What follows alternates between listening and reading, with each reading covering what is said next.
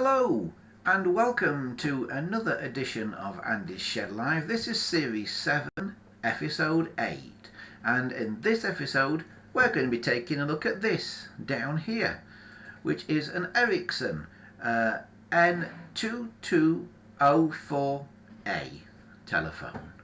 So it's actually a long way for you guys. There should of course be like that, because it is a wall phone, so it should be that way up there if you were to be having that on your wall.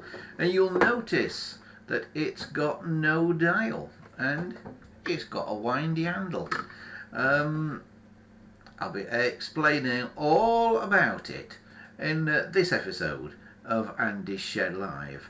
But before I do that, remember, if you want to catch back episodes of the show, or if you want to get in touch with us, you can go here to our website, andyshed.corepress.net, and if you want to help support the show, you can go here at www.patreon.com/AndysShed, and for just the equivalent of $1 per month, you can help keep us on the air and keep making more content like this for you guys. Okay, right, we'd better get on with it then, hadn't we? So it's the Ericsson N2204A today. The Ericsson N2204 is a Bakelite wall phone from Ericsson that was first brought out in 1951, so relatively late for a Bakelite phone when you think about it. And there were three different versions of it. There was a central battery version, there was a normal automatic version with a dial, and there was this version, which is the old wind-up type, whereby you've got no batteries to do your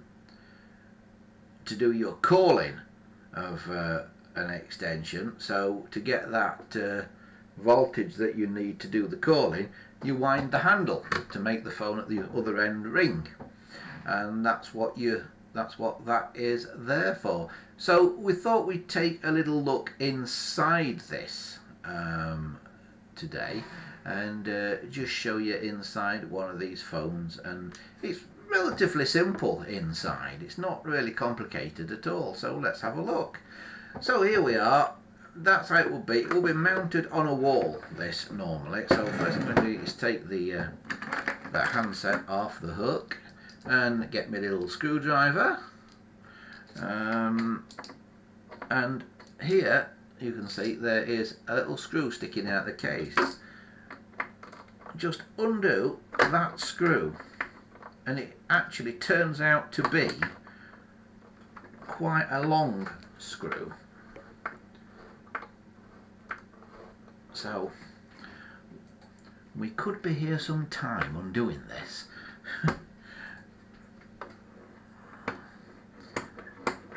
There we go, it's clicking now, so that's under that. So that screw should come out, but what it actually does is makes it so it can hinge the case open. If this was mounted on the wall, you could hinge it open on the wall, and it would hinge open like that. There you go. And you see there's a nice wiring diagram here inside of how the thing all works. And it looks very much like a 300 series phone, like a GPO 300 series on the inside. It's got a gong number 2 and a gong number 2A, as you would expect on a GPO phone, and it's got lots of standard GPO parts in it. It's got a ringer, a 2-coil ringer. I believe these are about 1,000 ohms. I mean, it's a 1,000 ohm ringer in these. I'm not sure, but I think it's 1,000 ohm. That is your induction coil there, the all important induction coil. A capacitor down there, and then all your terminals are down the bottom here. Now this has been messed with a bit, and some of the screws have been lost that should be in these other holes like in that one there, you see, but they should all have screws in. And these terminals here are numbered. Now I've just got to get up and have a little look, see if I can see the numbers on these. Right, the numbers start at 1 here. On this bottom row it starts at 1, 2, 3, 4, 5, 6. Okay, so it goes 1, 2, 3, 4, 5, 6 on the bottom row there, and then it goes 7 to 10, but no, hang on, oh no, it doesn't go like that. I've just told you that completely wrong. I believe it goes 1, 2, 3,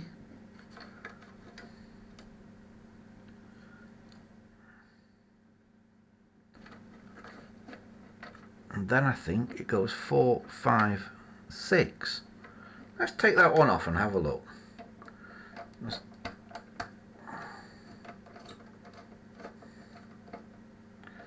We are just trying to figure this out, of course. And I thought I knew how it went, but I could be wrong. No, that is definitely at the 6th there.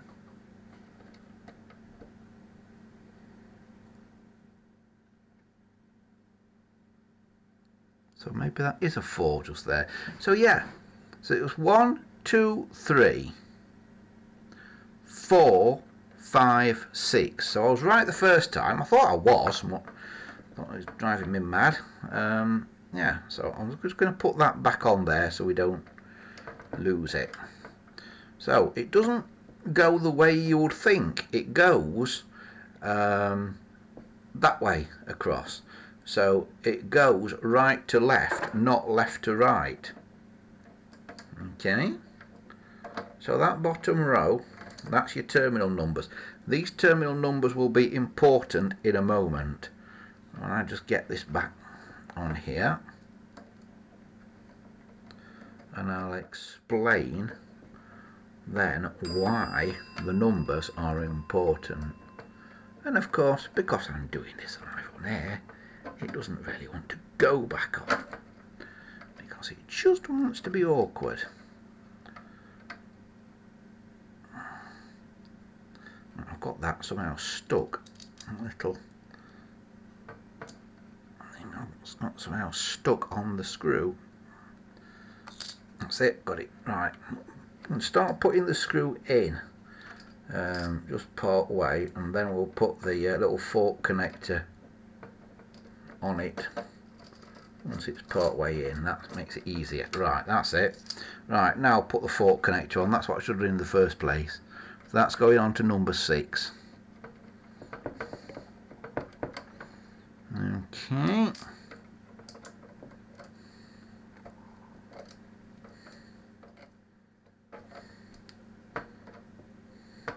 Right, so they are 1, 2, 3, 4, 5, 6. Not left to right, they go right to left. 1, 2, 3, 4, 5, 6. And then, and this is where it gets exciting, they go 7 there. That is not actually a terminal, that is just a screw holding the thing in. 8 there. 9 there. Again, that's not a terminal, that's just a screw holding the phone together. 10. So it goes, it starts on the bottom row and runs that way across, right to left. 1, 2, 3, 4, 5, 6, and then it goes left to right, 7, 8, 9, and 10. Okay, 1, 2, 3, 4, 5, 6, 7, not that, but then that, 8, 9, not that, but that, 10. So there's your 10 terminals, and if you look on the wiring diagram here, you'll not be able to see this probably.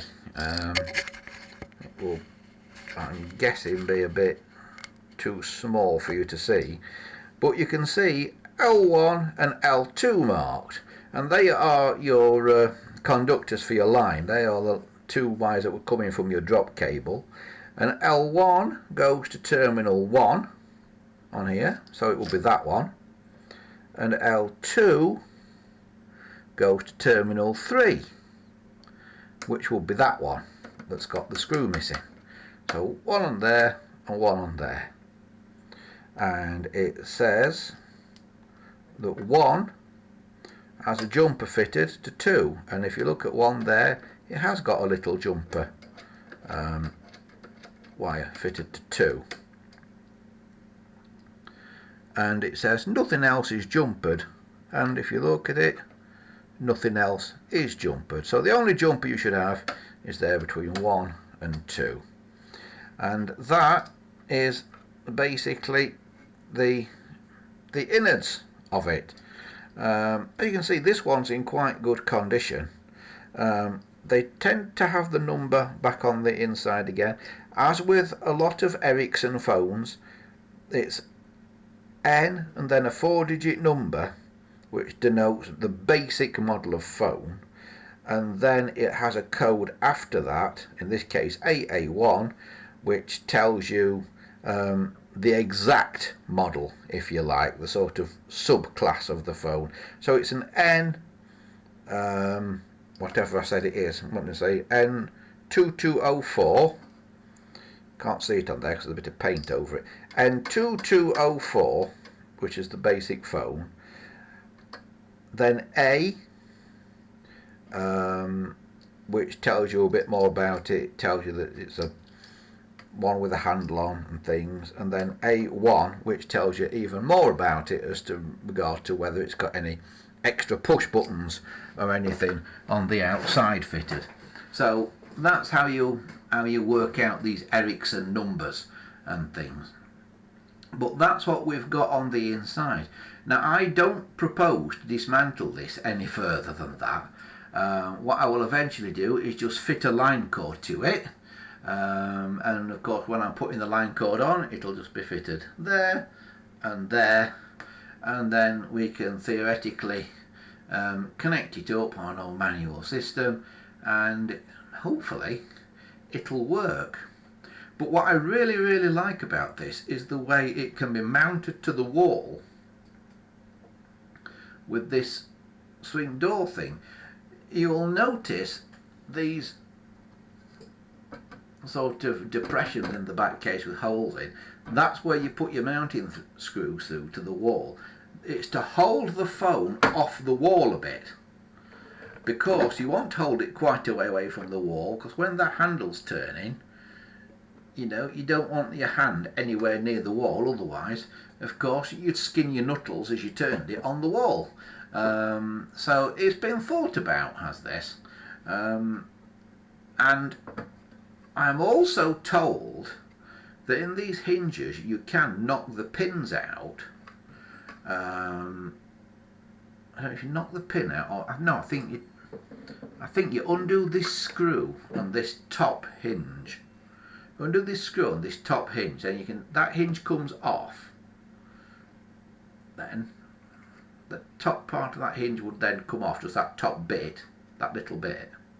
And then what you can do is actually take the whole phone off the wall and walk away and go and work with it on the workbench, and just leave this back bit, yeah, attached to the wall.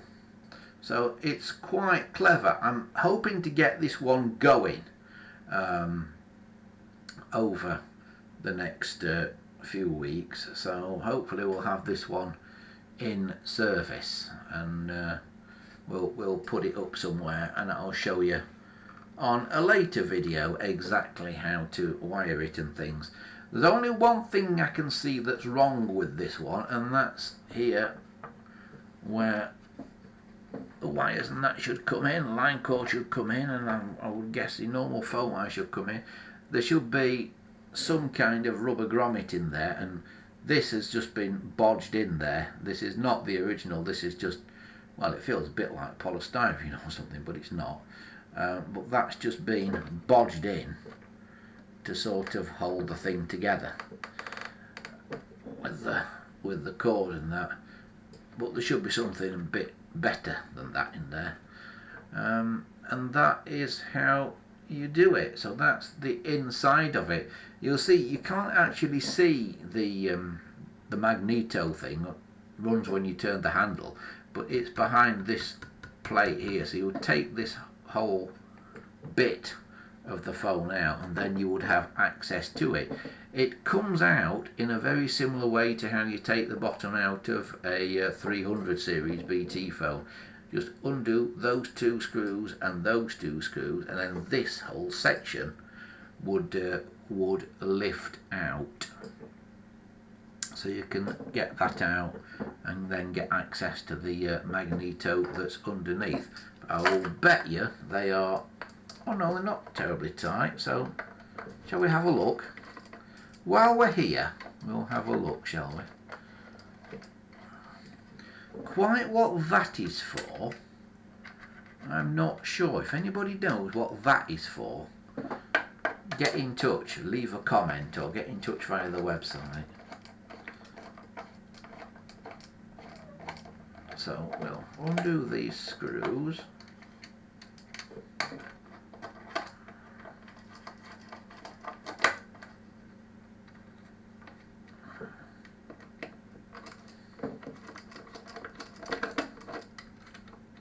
And they feel like they're retained, actually, these screws, quite cleverly. And then you should be able to lift all this bit out. And it'll come out with the wire and everything.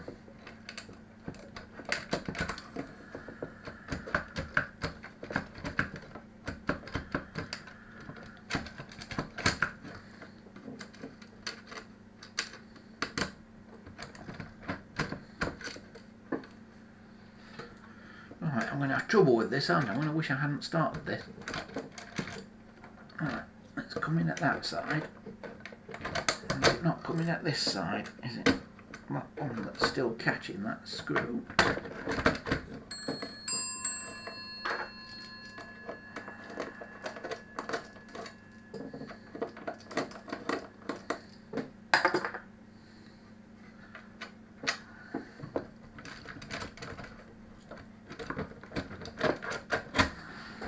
Right, let me have a little look. I'm going to stand up to the job now.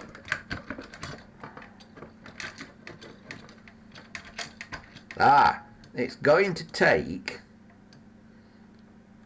I see, it's actually going to take the whole of the magneto that's underneath with it, so the whole lot's going to come out. So to do it, you would have to take that handle off, which is rather nice, chromy coloured little bolt thing, chrome plated bolt there, which would come out. Then your handle will pull off. Now we can probably do it, I would think. Yeah, now we can do it, you see. And the whole thing comes out like that. And we can then move the case out of the way if we wanted to, and we can turn this bit upside down then, and then get that in front of me. Let's get you on the other camera a minute. Alright, I'll sit down again, and there it is. And this actually says something on it. If I stand up and have a read in here on the magneto, patent number 5, British 503 759, Australian 104928, New Zealand 79248, and South African 44 stroke 38. So these are patent numbers. But this thing here, this bit here, if I can hold it up a bit further without dropping it or anything silly, this whole arrangement here, this is the magneto. This is where your handle goes on there, and when you turn that,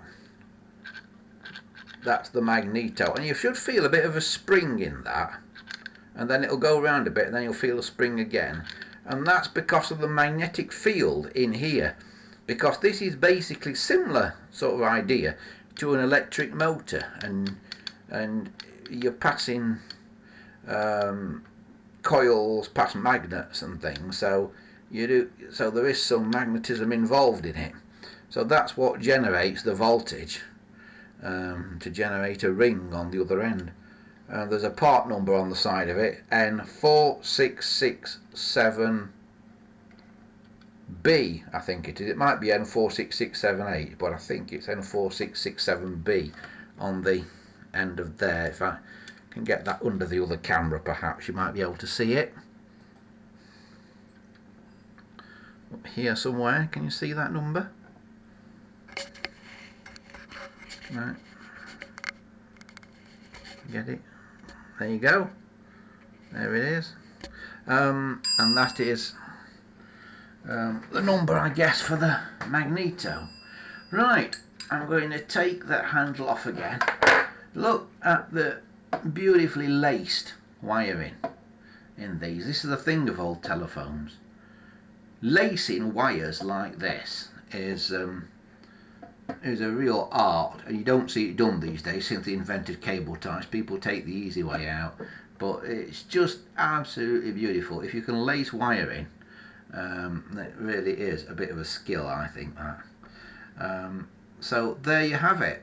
That is how that all goes together. So we'll try and put it back in. The other thing I'll tell you about the wiring, these are basically silk covered wires. I think it's silk or something like that.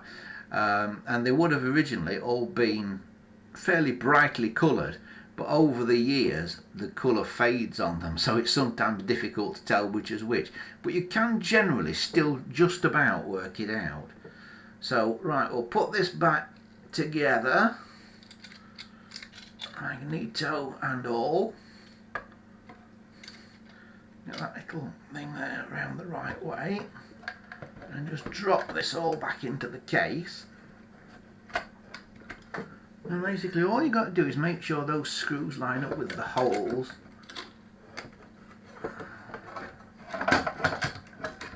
in the casing, which I think they basically do at that, and then screw them back down. But like I say, I would love to know what that bit's for. If anybody knows what that's for, get in touch with us. andyshed.coldpress.net on the website, or if you're watching on YouTube or on Library, leave a comment somewhere below if you can, because I want to know what that's for, because it doesn't seem to do much of anything. So I'm sure it'll be really obvious when somebody tells me, but until then it's not. So we will do all these up again. It's in quite good condition inside this. It's not rusty at all. It's not a lot of dirt inside it. I wonder if this phone has never been used. It is possible. Right, so we've done all those up. Cord, it's a 3 conductor cord, red, white and blue to the handset. Just put the end of the handset cord in there. It should probably have some kind of strain relief on there. Often they add like a bit of what looks like a bit of old shoelace wrapped around here that you then tie somewhere inside the phone so the cord can't pull out. Or they sometimes have a little metal thing on the end there that you can put a screw through, just to hold it inside, which is what it looks like this has had, but it's broken off. but if I trap it with this Heath Robinson sort of grommet thing in there, for now that'll do, but it's not ideal, but it'll do for now. So there we go. So I need some of these little screws, which I think will be the same as the ones in a GPO 332 or something like that, and I've got a chassis for one of those that's spare, so I'll probably steal the screws out to put into here. It looks like I've got 1, 2, 3 missing out of here. So do that, I'll shut that up again, and then of course I'm going to close it up again. There's that long brass screw that may or may not be the original one that goes in the case here, drops in, and then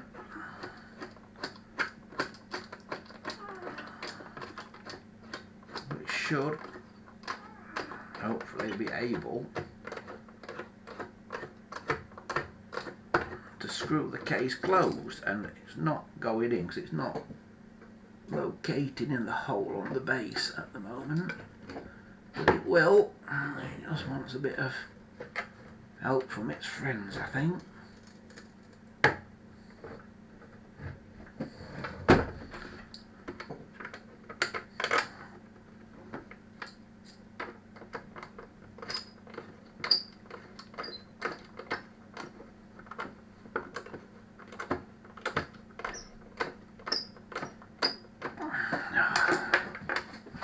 These never line up when you want them to.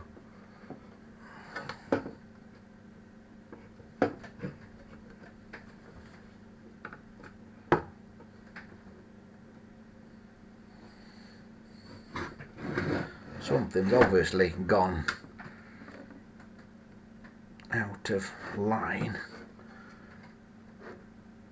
possibly with those hinges when I've took it apart, so let's now see if it's more likely to go. I think it might go at that. Yep, it's going now. You can see it going in there. Because there's a threaded bit on the back there, and you can see it actually comes right through onto the back. That sort of machine screw there. And then we have to put the handle back on, remember. Now the handle has got two little cutouts on the end there, if you can see those, one at either side, and they fit over a bit of rod that goes through, goes that way through this thing it fits over. So you have to put the handle on and then turn it until it drops in, and once it drops in there, it's basically in place. Put the nicely chrome plated bolt thing on. I don't know if you can see it or not under the lights of the camera here, but I can see it here stamped on with sort of a blue stamp on the black casing, so you can't see it very well. It does actually say TEL or ETL, so the Ericsson Telephones Limited. But there is a kind of stamp just there. So that's it. There we go. There we have it.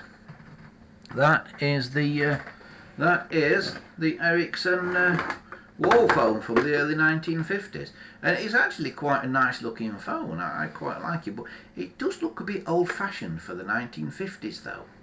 I can't believe when you look at this came out in 1951, and remember that the 700 series plastic phones came out in about 58, 59ish, depending on who you talk to. So within about 8 years we were going to what I still think of as modern phones, really, from this. So there you have it. That's it. The old Ericsson wall phone there. So we'll move it from here and we'll put it on the back of there, because people are all going to say, there's no phone behind you today, what's going on? So we'll stick it up there behind me, and yeah, if you happen to come across one of those anywhere, I advise you to get hold of it, because although they were very common at the time on private systems, I don't think the GPO had that exact model on the national network, but they were very common on private PAXs, private exchanges in factories and offices and things. But you don't see many about. You don't see wall phones about in general, compared to the number of desk phones that you see. Right, so that is that. I've also been asked this week about this. Now, you may remember last week we had this on the Tele 280, the book set, and I've been asked this week, said, how did you get the rubber so clean on it? Because the rubber really does look good on this. If I get it on the other camera again, you'll be able to see how nice and sort of almost shiny that rubber is. Well, I made a bit of a discovery. It wasn't like that. It wasn't shiny like that at all. In fact, it was really, really dirty, and every time you picked it up, your hand felt dirty. It was horrible to hold. You know, there was like a surface that seemed to be coming off the rubber. I don't know if it was dirt or what it was. So what I did, first I got just a damp cloth and rubbed it all with a damp cloth, taking care not to get any water inside the mechanism anywhere. So I just rubbed it all with a damp cloth. That fetched off a load of dirt. And then, after that, I had a little trip to the pound shop.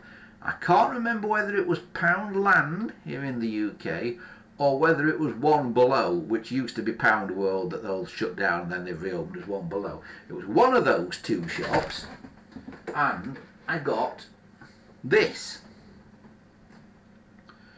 Tyre Shine. It's a Car Pride Tyre Shine, new improved formula. It says, that is, okay. So it's in a spray can like that. And it's just an ordinary aerosol, and you just shake it up. And I sprayed it on, and it says it leaves a long-lasting wet look on tyres, which it does. I can vouch for it. But I didn't really want a wet look on this phone. But I thought, well, this obviously like cleans up and makes, almost renews, almost makes look new. Tyres, rubber tyres. Well, this phone is cased in rubber. So I thought, well, I could probably use this on this. So I sprayed some on it, and it gave it all this wet look, and it felt a bit slimy. So what I then did was I got an old rag and I just buffed it up. It doesn't say on here you buff it up on your car tyres. I suppose you can if you want to, but you normally just leave the wet look on your car tyres. But what I did, I just buffed it up, and it took the very high gloss off, but it also took the sliminess off, and it just left it looking really, really good like this. I will demonstrate it on a future episode, because I have somewhere got another couple of these Tele 2180s, so I will demonstrate this on a future episode to you when I find another Tele 2180 that's dirty, 280 rather, that's dirty. I will do a demonstration of it for you, because I was really surprised how well it worked. So yeah, Car Pride Tyre Shine out the pound shop, and that's what we used on the rubber of this book set here, which actually made quite a nice phone. So that is that. So that is about it once again for this week.